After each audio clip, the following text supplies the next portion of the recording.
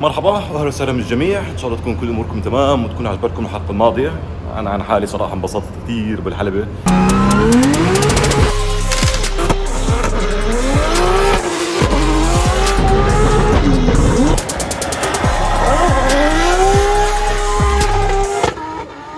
فشيت غلي شوي، رحت كوشوك، دخنه صوت السياره، والحمد لله السياره ما كان فيها اي مشكله.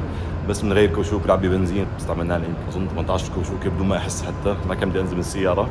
بس اليوم حلقتنا شوي غير. اليوم رايحه محل صراحه كثير اشتقت له، صار لي يمكن 9 اشهر 10 اشهر مش رايح عليه من وراء قصه كورونا، اللي هو تنزاي تيونينج.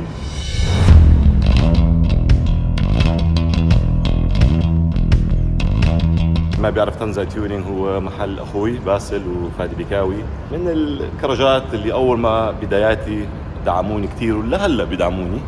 بنفس الوقت رايحين على سياره دريفتر اسمه ناصر، حنبلش اليوم وخليكم معنا كمان شوي قبل ما نوصل ابو ظبي.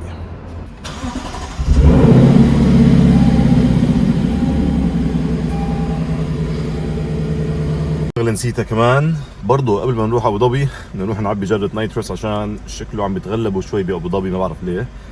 بتابعة النايتروس في نقص شكله او شغله، فبدنا نروح نعبيها هون ناخذها معنا لابو ظبي عشان نركبها على سيارة ناصر، عشان سيارة ناصر عندهم نفس سيستم النايتروس الموجود على كتانا موجود على سنجي.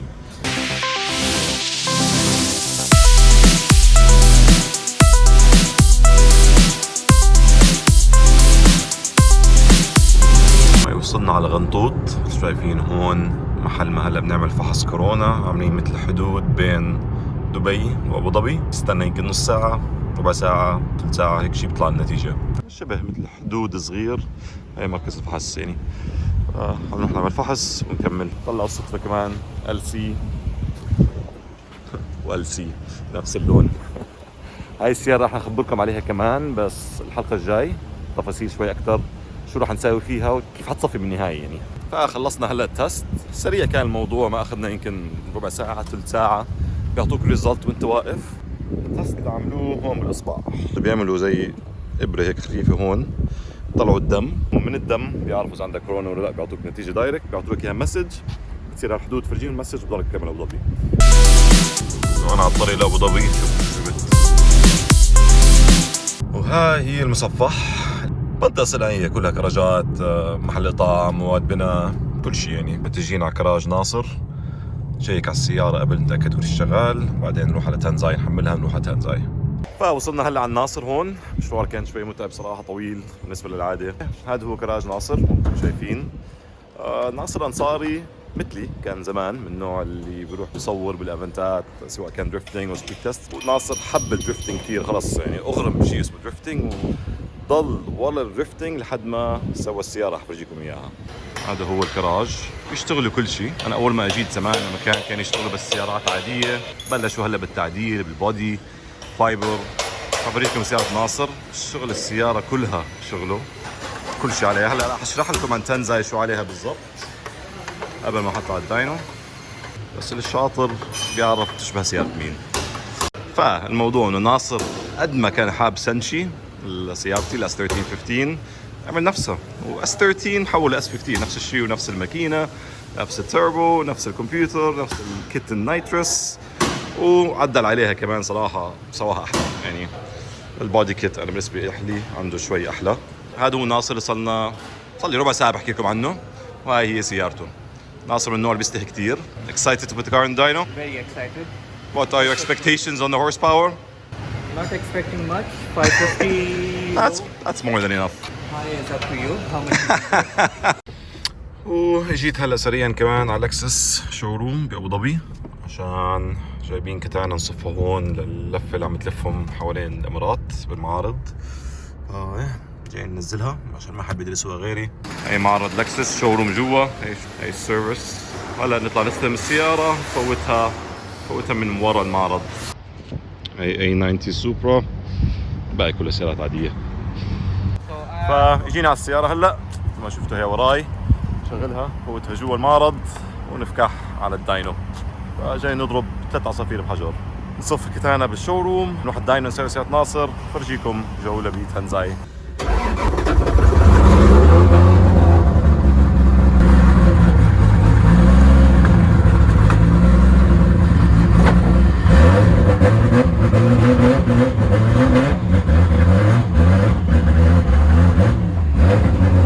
اهتمام كثير بالسيارة، شيء غريب لأي واحد ما بيعرف الدريفتنج ولا بسيارات السباق. فايه نصفى هون لمدة أسبوع، اللي حابب يربح باسنجر رايد بيجي لهون بحط اسمه، بعدين آخر الشهر الجاي رح نعمل سحب لمين بيطلع باسنجر رايد. فايه هلا نخلص نرجع الداينو. فهي وصلتنا هلا على تنزاي. هي تنزاي تيونينج مثل ما شايفين.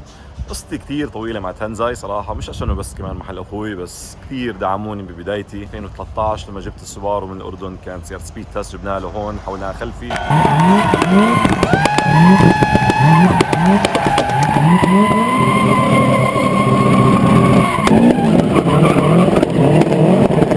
بعديها هون تحولت لسيارة سبيد تست اللي هي نفسها اللي زدت فيها تل رمان.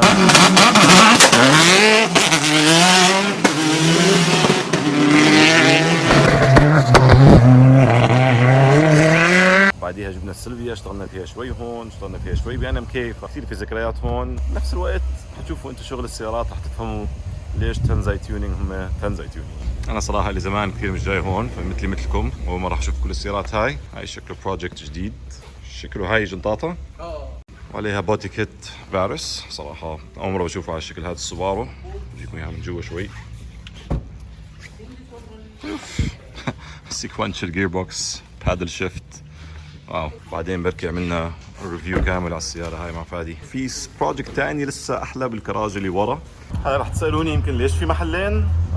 أنا تخيلاتي يعني يمكن مش صح، بس واحدة لشغل نظيف اللي هو هناك، هون لشغل جمع ماكينة، الشغلات اللي فيها زفر وزيت ووسخ وشحم والأمور هاي. شايفين مثل ما قلت لكم، بتعرفوا تستجوا على تنزاي كله ايفوز، ايفو سوبارو، كله سوباروز وايفو. هذا هو القسم الثاني تبع تنزاي اللي بيجي من ورا، هناك رحنا عليه من قدام. هون شايفين شغل شوي اكثر من هناك، هناك الشغل نظيف سريع. هي نيسان جي تي ار ايفو. انا هاي السوبارو اللي حابب من اول ما جيت حابب احكي لكم عنها. في شغله انتم مش ملاحظينها اول شيء بهاي السوبارو، انها كاربون فايبر. اوكي، بواب، الشمعه، سقف، جنحان كامله، هاي كلها كامله كاربون فايبر بودي عشان ينزلوا منها وزن. وحتى البريكس قريبه تبعون كاتانا، تبعون دراج، بريكس اماميه تبعون دراج. شوفوا حجم التوربو. توربو قد الدنيا، بريسيجن عليها. طبعا انجن بيلت كله كامل. هاي نفس السياره اللي جابت قبل سنه اتوقع، كانت اسرع سوبارو بالعالم بالشكل هذا 2015 2016.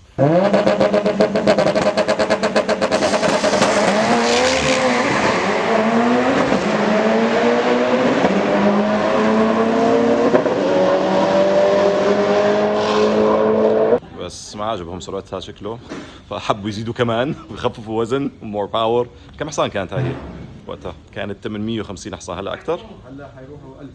هلا المفروض 1000 وفوق يعني. هاي بعدين بنعمل عليها ريفيو كامل. صراحه بروجكت كثير فخم، شيء نادر تشوف بودي كامل يكون كاربون فايبر صراحه، نشوف شو بتعمل وقتها. وهاي الشغله نادر تشوفها عند تنزاي R34. وهاي غنى عن التعريف سيارة فادي بكاوي، أكيد أي حدا بالأردن بيعرفها وبالإمارات بشارك فيها. تايم اتاك هون،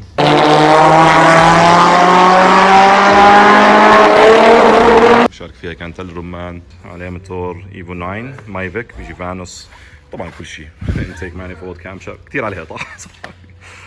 كثير في سيارات هون اقعد اشرح لكم كل شيء، بس بركي مرات الجاي بعمل على كل وحده لحال. هاي من اسرع السيارات الايفو اللي بشوفها، ومن اخف السيارات. بتذكر ايام تل رمان هاي كانت يمكن 1000 كيلو، 1000 شوي كيلو، واكيد عليها جير سيكونشل، بادل شيفت، كل شيء كل شيء ممكن تتوقعوه. هون الستور تبعهم برضو بيستعملوا ريز. صراحة ريز من أحسن الجنطات اللي جربتهم بحياتي، ومن أحلاهم كمان كشكل. اللكسس تنتين ار سي اف عليهم ريز. وهي الداينو. Hello, how you doing? Good? وفوق الشوروم هلا حفرجيكم إياه.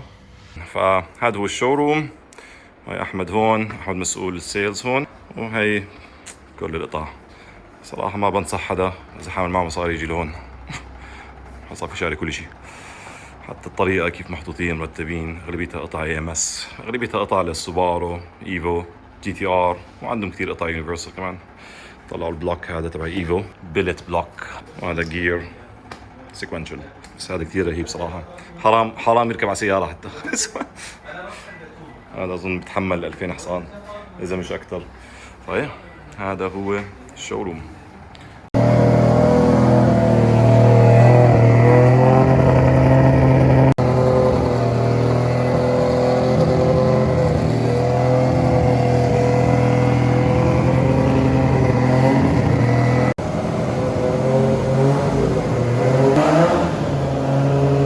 فخبركم هلا عن السيارة شوي. فأكيد موتور 2JZ مش VVT، عليه كام شافت سبورت اند بولش، GTX 3584 جاريت AUS 1600 سي انجكتورز 1600 سي سي كيت نايتروس اكسبرس، نفس سيارة كاتانا وسنشي. صراحة عامل تاتشز لطيفة، انتو هذا ما لاحظتوه بس هذا كراشت كاربون داشبورد من جوا كله كراشت كاربون، ولا جير دوغ بوكس سامسوناز. الجنطات كتير حلوين صراحة ال 720 هدول، واكيد كل السيارات الدرفت عليهم هذا اللي هو راديون فيول سيل عليها. نبلش.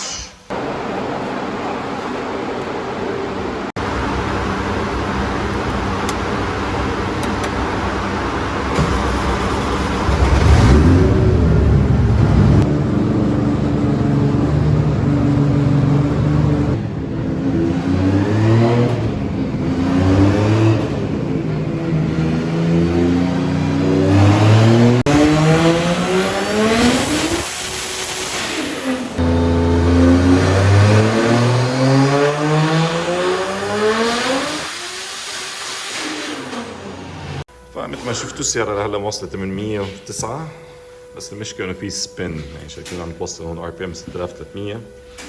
جوا على السيارة هي 8000 وشوي. بيشدوا السيارة من ورا، بيشدوها شوي عشان يمسك على الرولر شوي أكتر، بس ما أتوقع حل الموضوع.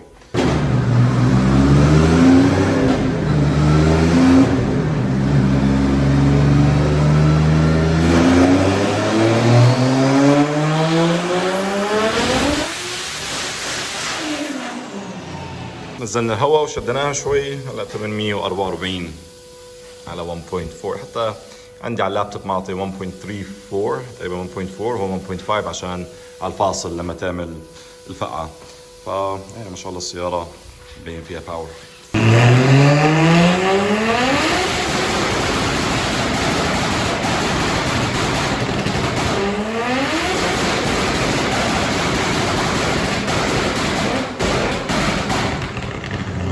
فخلصنا هلا سيارة ناصر، ما شاء الله مثل ما شفتوا 800 وشوي. خلصنا الانتلاج، بس بعد ال 800 ما في جريب، حتى على 800 جريب عم بيروح. فالاسبوع الجاي بدي اروح اجربها بحالي هلا هيك. مغير كل شيء بالسيارة، هو كثير بالسيت اب، فبدي اجربها هيك اظن بكفي وزيادة. والاسبوع الجاي بنوديها على هاب داينو يمسك وتشغل النايتروس، لسه في نايتروس ما شغلنا. ما شاء الله السيارة كثير طلعت ممتازة. ان شاء الله تكون عجبتكم الحلقة، نشوفكم الحلقة الجاية. ما تنسوا تعملوا لايك وسبسكرايب، واذا عندكم اي اسئلة حطوها بالكومنتس ونجاوبكم عليهم.